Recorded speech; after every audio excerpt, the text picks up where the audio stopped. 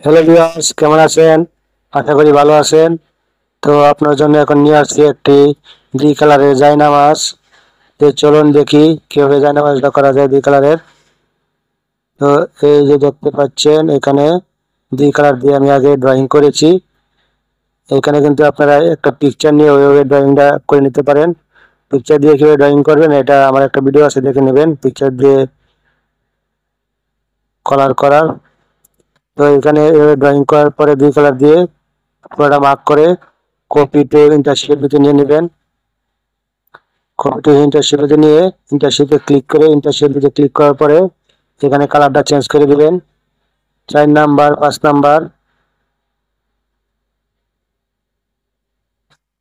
Change করে দিলাম। Change করার পরে ওয়েব মোডে দেখেন দুই কালার যেহেতু এই জন্য 21 3 1 নেওয়া হয়েছে। তারপর ফিটারটা সেটিং করবেন।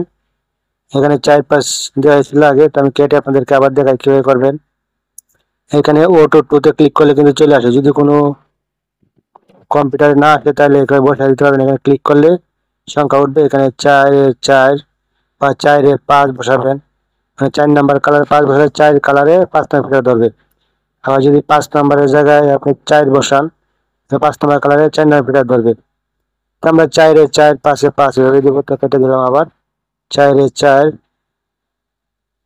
এবং 5 ক্লিক করলে কিন্তু এই নাম্বারগুলো আসবে 5 তো মানে 5 নাম্বার কালার, 4 নাম্বার কালার এভাবে ধরবে।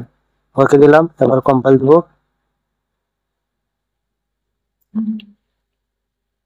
দেখেন কম্পাইল ওকে দেখাবে। এই যে ওকে আছে, কোনো অ্যালার্ম নাই। এভাবে কিন্তু আপনারা জায়নামাজটা করে নিতে পারেন যে কোনো ডিজাইন করে।